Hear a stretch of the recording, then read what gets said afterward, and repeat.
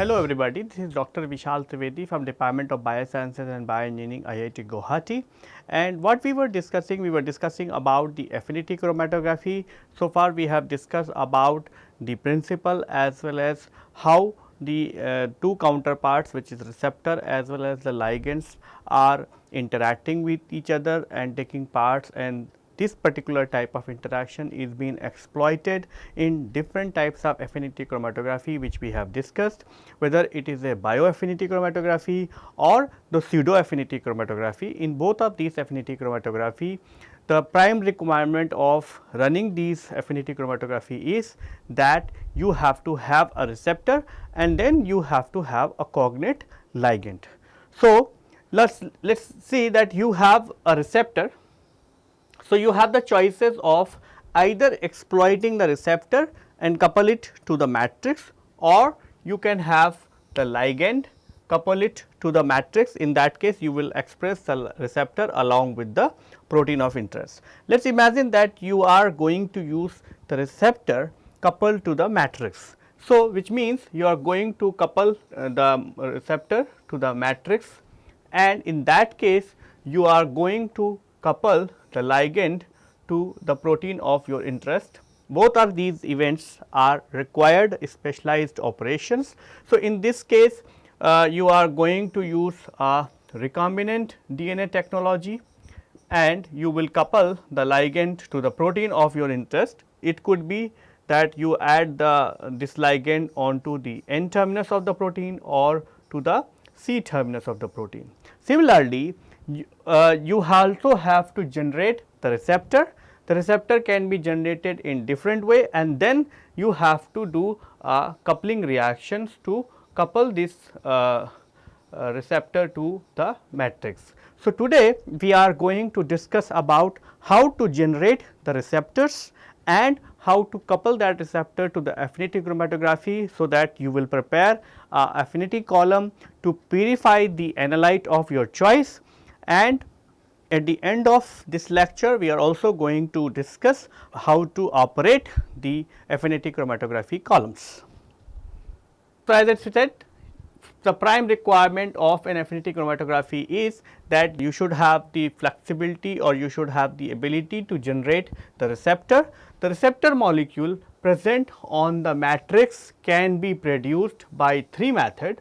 One is called genetic engineering, which means you can clone that particular receptor into a bacterial or eukaryotic expression system, and then that will allow you to overexpress this protein into the host, and then you can purify that protein using the different chromatography technique what we have discussed, and that is how you are going to have the receptor of your choice, which you are going to couple to the matrix. The second option is that you are going to have that receptor into the crude extract, and then you will use the chromatography techniques to purify.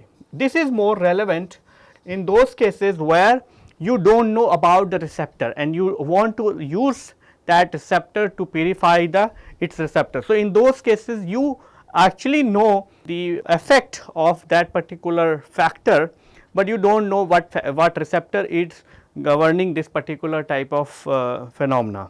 In those cases you are going to use some assay system, so that you will be able to evaluate the presence or the absence of that particular receptor into the crude mixture, and that is how when you pass through the crude mixture through ion exchange chromatography or hydrophobic interaction chromatography or gel filtration chromatography, at the end of these chromatography techniques you are going to get the different types of fractions, and all these fractions you are going to test for the presence or the absence of this particular factor, which you are going to do by running some kind of assay system, and that actually is that assay based screening you have to perform to finally get the receptor into the purest form, which means you are going to get that particular receptor only, no impurities present.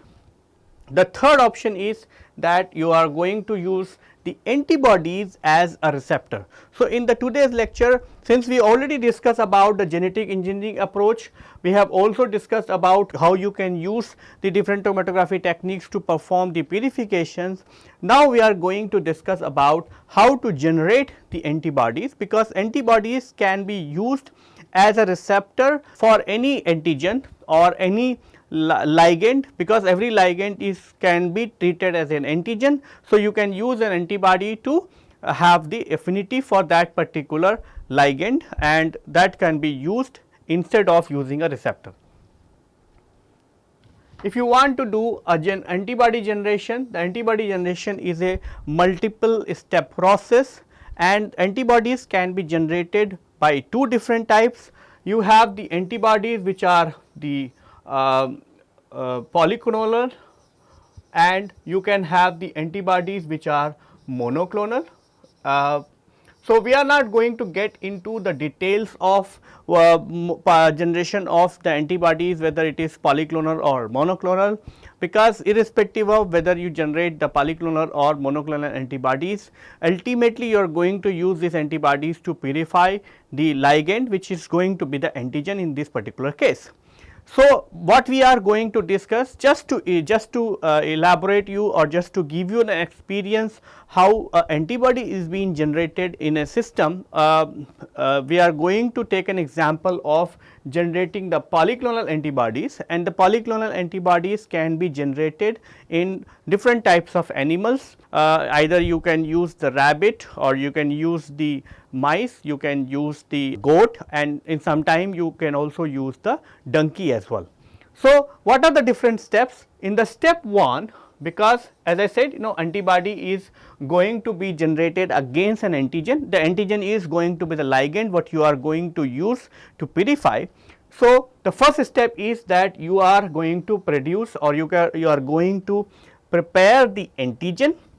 That antigen preparation also may require that you clone this particular antigen into a expression system using the recombinant DNA technology, and using that technology you can actually produce the antigen in a large quantity. Once you have produced the antigen, then you are going to generate a immunogen preparation, which means you are going to convert an antigen into the immunogen. Once you have converted the antigen into the immunogen, then you are going to use that immunogen to immunize the animals. Once you immunize the animals, there is a certain steps in which first you are going to do a primary immunizations, and after some time you are going to do a booster immunizations. Once the booster immunization is over, then you will wait some more time, and then you are going to test the presence of antibodies. So, that you are going to do by this, that you are going to test the presence of antibodies in the particular animal, and once you are sure that antibodies are being generated, then you are going to bleed the animals, and you can have the different sites through which you can actually withdraw the blood from that particular animal. So, and once you are going to bleed the animal, you are going to also prepare the serum from the blood, and once you prepare the serum, you can actually purify the antibodies from that particular serum, because serum is going to have the collection of antibodies which animal is producing for the defense against the infectious organism which he may be encountering while you are doing the antibody generation. On the other hand, it may also going to have the antibodies which you are generating against this particular antigen. So, that is why the antibody generation is a multi-step process, and it is a very tedious as well as the long procedure. On average, the general antibody generation in a rabbit or a mouse approximately takes 3 months to prepare the antibody of a high titer, and during this 3 months you have to keep the animal under the aseptic condition, so that you will be able to generate the antibodies against your antigen compared to the animal is going to generate the antibodies against the infectious organisms. So, let us see and discuss each and every individual steps in a more detail. So, first step is that you are going to prepare the antigen. The antigen which is required for the development of polyclonal antibody is approximately 2 milligrams. See, this depends on the animal what you are going to use. The 2 milligram what I have given is the amount which you need for a rabbit, but you can use the mice, then the requirement may be lesser, but consequently you are going to get the less amount of blood. So, the amount of antibodies or also you are going to get. So, the first question is the animal which you are going to choose, and accordingly you have to prepare the antigen in the required quantity, and the choice of animal which you are going to use for generating an antibody depends on many factors. Number 1, the source of antigen, and the animal should be of distant relatives, which means if suppose we are getting a antigen from the human, then it is advisable that you use the some animal which is having the less homology to the humans. For example, you cannot use the monkey for generating the antibodies against the human protein, because in those cases the similarity between the protein which is present in the human versus the same protein which is present in the monkey may be very close, and in those cases the antibody may not, the antibody response of the animal is going to be very less. In those cases we will use some distant animal, for example, the rabbit or mice, and the mice and rabbit may be having the lesser homology compared to the monkey or chimpanzee. The other option is what is the amount of antibody you required. For example, rabbit will give you the antibodies in the range of mLs, like 10 ml, 20 ml, 30 ml, whereas the mice will give you the antibodies in the range of 1 to 5 ml. Okay. That is the maximum what you get from the individual mice. Similarly, you will get large quantities of antibodies from the bigger animals like goat or donkey or like. So, it depends what is the application or what is the downstream applications. If the downstream application is only to purify some antigen, then you can use the rabbit or mice, but if it a downstream application is that you are going to use these antibodies for generating the some vaccine, or suppose you are going to use these antibodies for passive immunizations, or suppose you are going to use these antibodies for the large scale vaccine production or diagnostic purposes. In those cases you are going to use the bigger animals like goat, donkey, or in some cases we are also going to use the horse. If you remember, or if you might have this notes that the most of the antibodies which people develop against the cobra venom or some of the toxins, that all are developed in a horse, because the horse has a very high strength of withstanding that particular toxic chemical or toxic protein. The second thing is the horse is going to give you a large quantity of antibodies, and most of these toxicant proteins, the production of the antibodies which you are going to use as a passive immunization or the protection against the cobra bites, you require the large quantity of these antibodies. So, it is required, antigen is required for the multiple injection to induce the robust immune response. Antigen preparation of antigen has following steps. Number 1, you are going to produce the antigen. So, you are going to use either a recombinant DNA technology or you will use the conventional chromatography techniques to purify the antigen of your interest. Then you are going to do isolation of antigens, because at the end of recombinant DNA technology it will give you the protein, and that protein has to be isolated from the gel. So, there are two different approach what you have to use to isolate the antigen from the E. coli overexpressing cells. You can use the purification of antigen under the native conditions. In those cases you can overexpress the protein in the E. coli, that will be going to overexpress, and then you can use the ion exchange, hydrophobic or gel filtration chromatography, and that will give you the large quantity purified protein in a native conditions.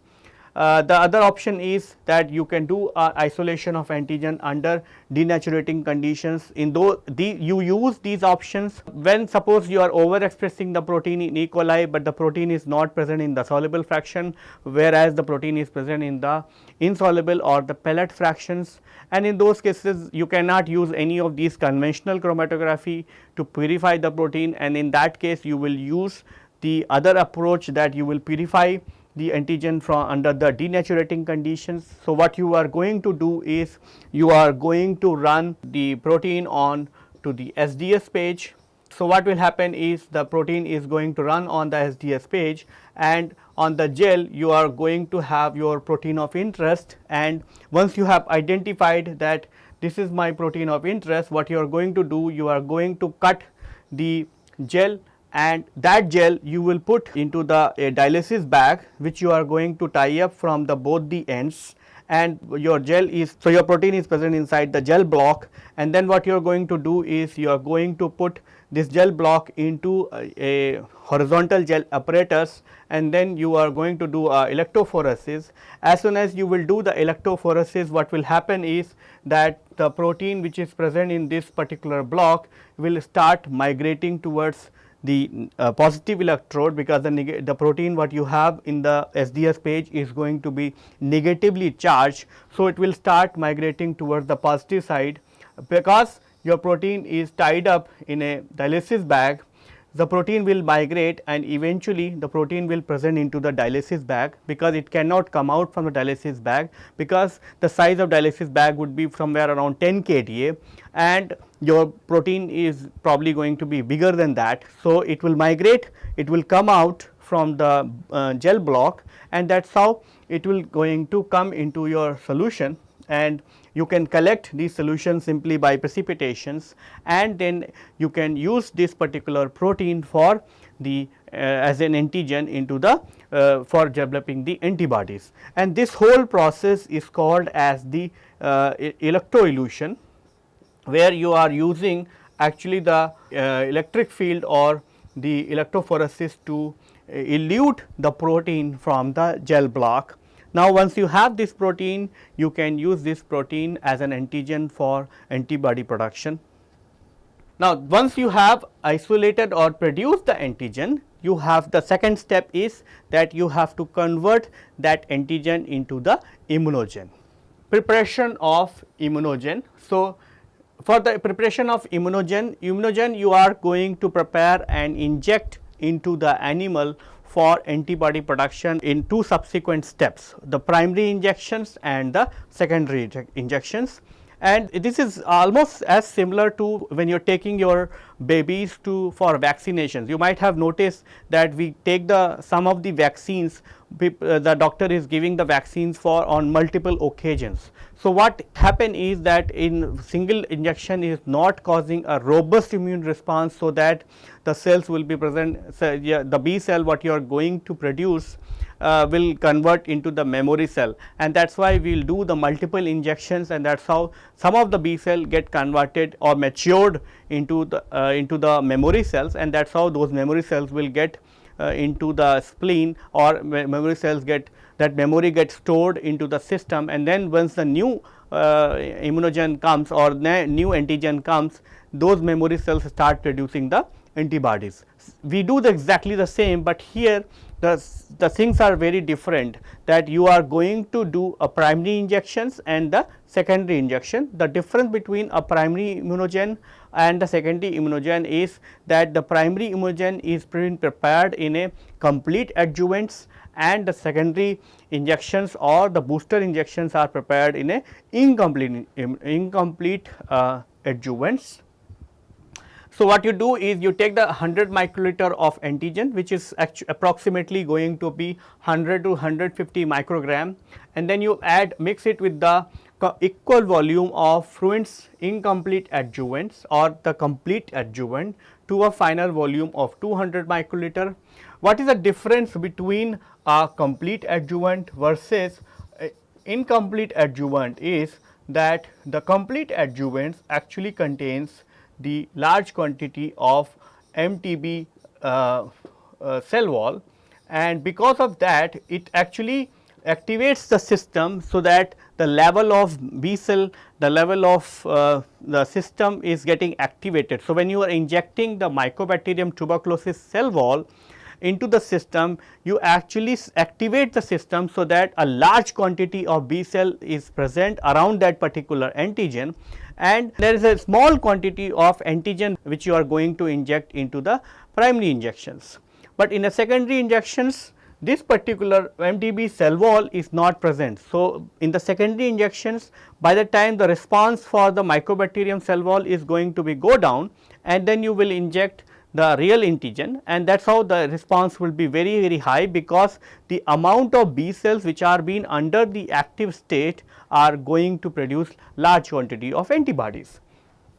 Now, once you mix it and make it 200 microliter, you mix these thoroughly to obtain a emulsion using a syringe or a pipette, and then after 4 weeks of primary injection. So, you are going to do a primary injection which you are going to prepare in a complete adjuvant. You will inject the first booster dose. You repeat the booster doses 4 to 5 times every 4 weeks to generate a robust immune response and the development of memory B cells, because these memory B cells are only going to give you the antibodies. Now, once you are done with this, then you have to do the immunization of the particular animal. In this case, we have taken an example of rabbit. So, you can see a rabbit in the picture. Before you start any experiments with any of these animals, what you have to do is you have to take these animals, put it under the acclimatization stage, where you are going to keep the animal in cage without any experiments, and 1 or 2 days you have to keep it in a cage, so that the animal is getting habitual for the cage and it may not feel any kind of discomfort. The second is you have to weigh the animal, so that you will know the weight of this animal, so that you can decide what is the amount of antigen or what is the amount of antigen you can inject. Because if the animal is very big or if the animal is very small, and if you inject the large quantity of this antigen, the antigen may give them the anaphylactic shocks, and sometimes that happen that you are injecting an antigen and that actually is causing the death of these animals, because they get such a large immune response that they could not be able to sustain, and as a shock to that particular immune response, they get they get very sick, and at the end they just die because of that particular immune response. Now, once you are prepared with the immunogen, then you have to do the in vivo immunization of the rabbit. Now, before you start the immunization, you take out at least 1 to 5 ml mice blood from the tailwind before your first injections. Because why it is required? Because so that you will know that what is the amount of antibodies are present into this animal, and this is called as the pre-immune sera.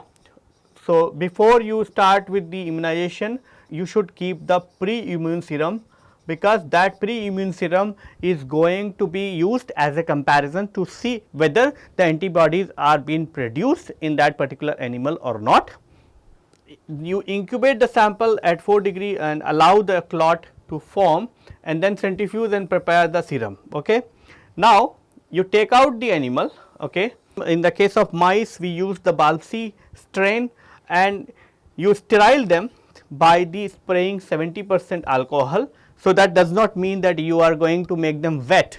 You are only going to sterile the area where you are going to inject the antigen, so that it should not get any infection, because suppose the animal is dirty or it has some kind of infection on its hair, that infection when you inject and cause some injury, it actually is that infection may get access to the body, and that is how the animal may get an infection.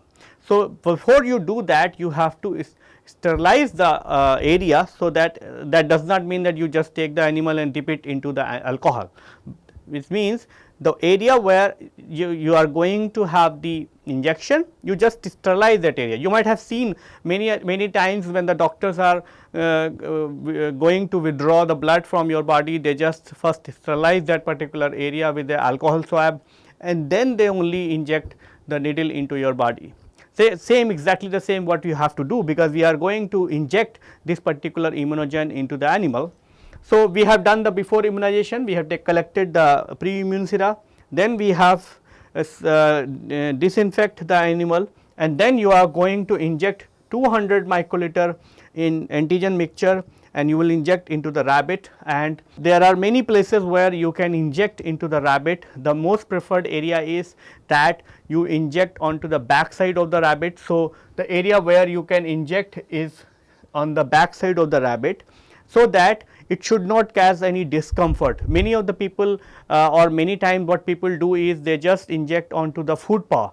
In those cases, once they develop the abscess, the mice or rabbit is having a very huge difficulty in terms of walking. Why the people inject into the food paw? Because in those cases the immune response is better, but in those cases the rabbit is having under more discomfort, and that is why I strongly recommend that we should inject the antigen on the back side of the rabbit. So, what you can do is you can remove some portion of the hairs, you sterilize, and then you inject the rabbit in a small quantity. So, 200 microliter you do not have to inject at one place, and you inject and makes the buttons onto its back side of this body. And so, during this injection process you use a helper to hold the rabbit, or you can use a restraint device to hold the rabbit, because the whole rabbit is going to have the pain because you are injecting a particular type of antigen, and so that is why you need somebody to hold the rabbit. So, while you holding the rabbit, you should be very careful that you should not hold it very strongly, otherwise the rabbit may die, or sometimes you can use the restraint devices. The restraint devices are nothing but a small cage where you can just keep the rabbit, so that rabbit would not be able to move, and then you can inject the particular type of antigen. Mostly you inject the antigen on the back side of the rabbit in the form of a button, which means when you inject, like suppose if you are injecting through a needle, you inject and form a button like this, and then you take out your needle, you inject again, make a rabbit button, then you inject again, make a bat. So, suppose you have collected some area on the back side. So, instead of injecting everything in one place, what you do is you just spread that particular volume onto a larger area, so that the antigen absorption from that particular area should be quick, and that should cause the better immune response and better antibody production. Then once you are done with the primary injection, you are going to do a booster injections. In the booster injections, what you do is you combine the 100 microliter of antigen, which is 100 to 150 microgram, with the equal volume of fluids incomplete adjuvant to a final volume of 200 microliter. Mix thoroughly to obtain the emulsion using a syringe or pipettes. After 4 weeks of injection, inject first booster dose. Repeat the booster doses 4 to 5 times, and that will cause a robust immune response and development of memory B cells. Now, once you have sure that the sufficient time is being passed, you have given the sufficient number of booster doses, then you can just take out small amount of blood and you can test the presence of antibodies. So, then you will determine the antibody titer. You take out a 5 to 10 ml rabbit blood from the ear vein. So, I do not know whether you have ever noticed a rabbit, but the rabbit has a very thick vein onto the back side of the ear, and that vein can be used to draw the blood from the rabbit without causing any discomfort or without causing any problem. You incubate the sample at 4 degree and allow the blood to clot. Then once the blood is clot, you centrifuge and you collect the serum and determine the antibody by a indirect ELISA. That we can discuss, or once if you do not understand, then you can actually discuss with me when I will be available in person, or you can go through some of the YouTube videos and you will know that how to perform the indirect ELISA. Once you are sure that the antibody is being generated, then you can do the collections of blood. You take out 20 to 30 ml, even 50 ml blood from the ear vein, and can be collected. If you require a very large quantity of blood, then you can also collect the blood from the cardiac rupture, but in those cases it will be a terminal treatment, and the cardiac, if you do a cardiac rupture, which means you are going to rupture the heart and take out the blood, then in those cases it is going to be a terminal procedure and the animal may not be survived afterwards, and it may not be available for another round of booster doses and for antibody production. So, that is why for the larger animals like rabbit or goat or sheep, people are not doing the cardiac puncture, but for smaller animals like mice, people are doing the cardiac rupture, and that is how they are collecting as much as blood possible from the animal. Incubate the samples at 4 degree and allow the blood to clot to centrifuge the sample, and that is how you are going to get the large quantity of serum. Again, you can determine the level of antibodies using the indirect ELISA.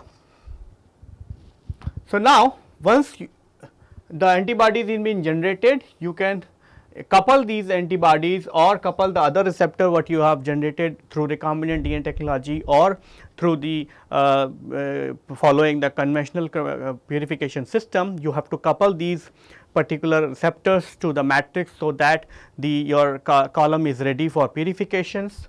In this coupling reaction is being done in 3 different steps. First, you are going to do a matrix activations, then you will do a covalent coupling utilizing reactive groups on the ligands, and then third you are going to the deactivating the remaining active groups which are present on the matrix, which means in the step 1 you are going to generate or you are going to activate the matrix, so that the matrix is going to be having many of the active groups, and in that step you are going to add the ligand, so that all these active groups are going to make the bonds with the covalent bond with the ligand or the receptor.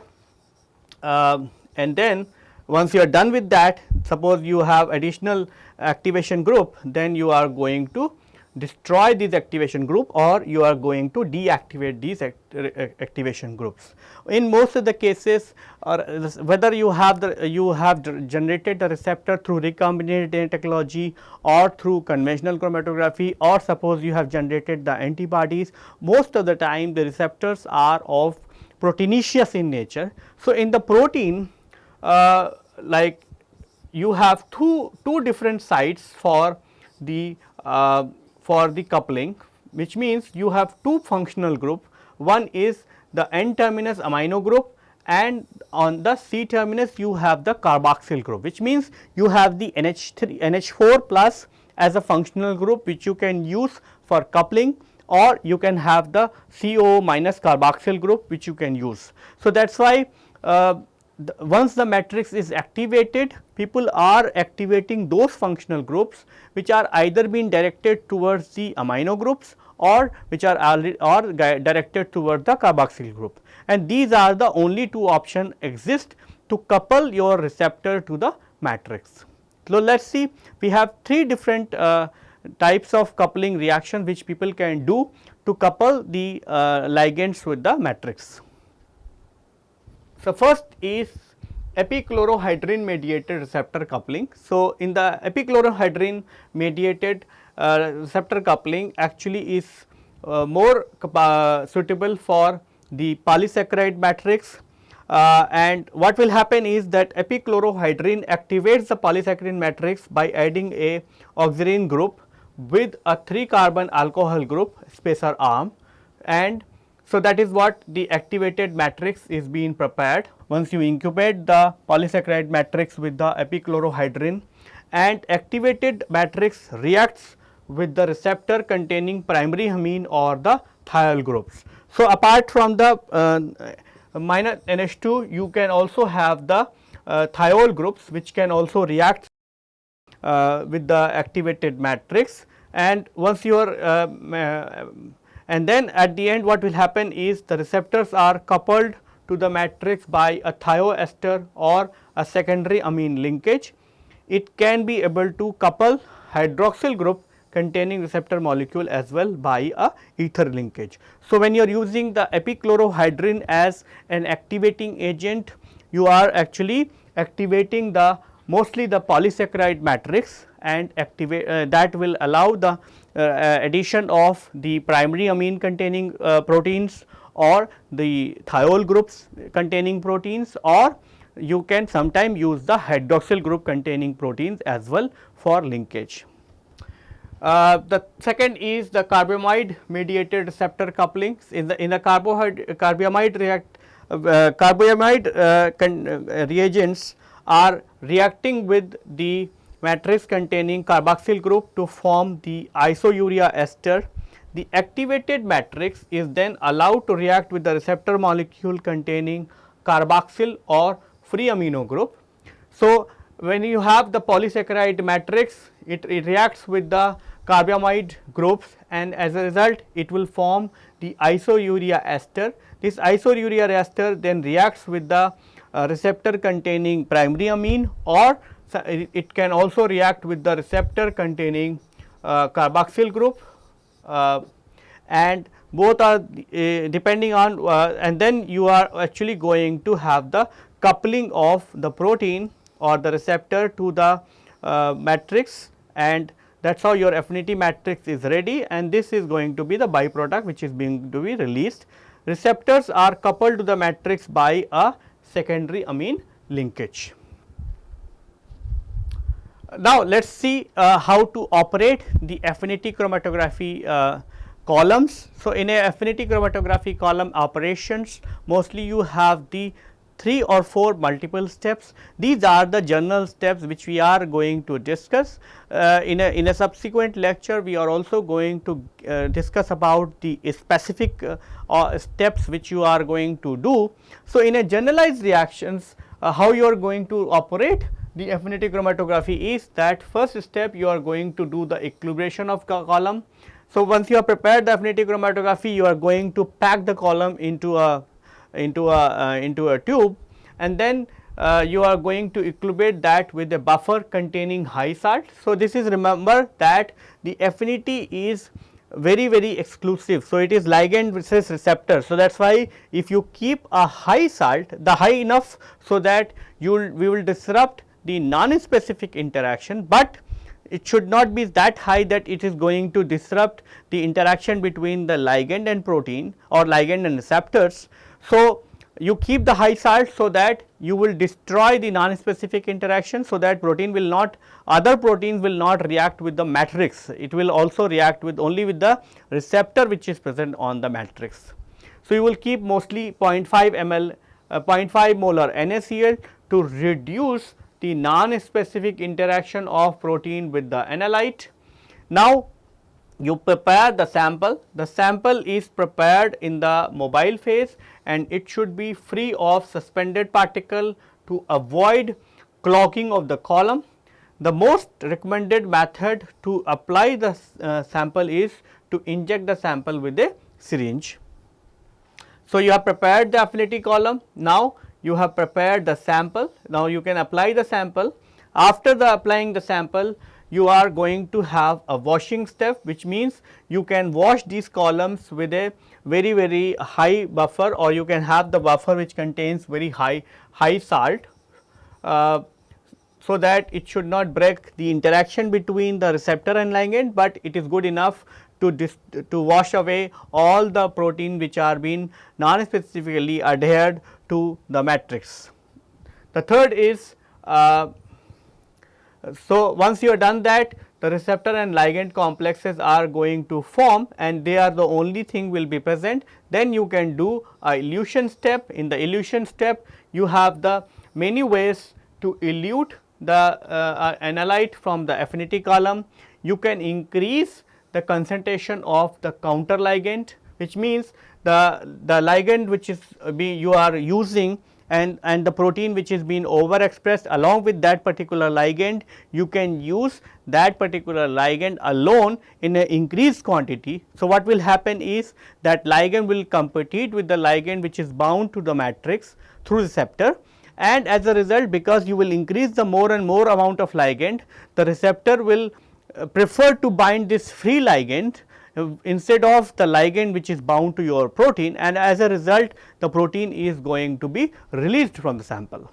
You can change the pH or the polarity of the mobile phase. as you remember, the receptor ligand interaction is being controlled by the electrostatic interactions, van der Waals, hydrogen bonding and salt bridge interactions. All these interactions depends on the ionization of the different groups which are present on the receptor as well as the ligand. So, if you change the pH or if you change the polarity of your elution buffer, you could be able to modulate these interaction, and as a result the receptor may have the lesser affinity for the ligand, and that is how it will release the ligand. At the end, if any of these methods are not good enough to give you the desired, you can use a detergent or the chromatographic salt to particularly denature the receptor to reduce the affinity of the bound ligand. One of the so, if you remember, we have also discussed that the 3-dimensional conformation of the receptor as well as the ligand is very important for them to form the electrostatic, hydrophobic as well as the other kind of interactions. So, if you destroy the 3-dimensional interaction or 3-dimensional structure of the receptor by applying a detergent or the chromatographic salt. Chromatographic salt means either you use the urea or you use the guanidinium hydrochloride, you will going to destroy the 3-dimensional structure of these receptors, and as a result once the structure is collapsed for the receptor, it is going to release the ligand, and along with the ligand your protein of interest is also going to be eluted from the column. So, now once you have eluted the protein, you can actually check the protein purification onto the SDS page, and after that you have to do a column regeneration. So, after the elution of analyte, the affinity chromatography requires a regeneration steps to use it for the next time. Column is washed with 6 molar urea or guanidinium hydrochloride to remove the all non-specifically bound proteins. The column is then equilibrated with the mobile phase to regenerate the column. In case you are not interested to use it again next day or in the same week, you can store the column in 4 degree in the presence of 20% alcohol containing the 0.05% sodium azide. Now, if you follow this particular purification using a detector system, what you will see is that you have injected the sample and then you have done a washing step, and after that you are going to see the elution of your protein in a different concentration of ligand. And what will happen is once you put the, so once you do the washing, you are going to see a non-specific protein coming out from the column. After that, once you are sure that all the protein is being, all non-specific protein is being eluted, then you are going to put the elution buffer, and then you will see a single peak of the protein is coming out from the column. So, so with this we have discussed about the ion exchange chromatography, hydrophobic interaction chromatography and the gel filtration chromatography. And for the affinity chromatography, we have discussed about what are the different factors which are governing the interaction between the receptor and ligand, and how you can generate the receptors and how you can couple these receptors to the matrix. And now in the subsequent lecture we are going to take up the specific examples of affinity chromatography and how you can take those particular receptor ligand combinations to perform the purification of your gene of your protein of interest. So, with this I would like to conclude our lecture here. In a subsequent lecture we are going to take up few of the affinity chromatography related examples and how you can use them to purify the protein of your interest from the cells which are overexpressing your protein. Thank you.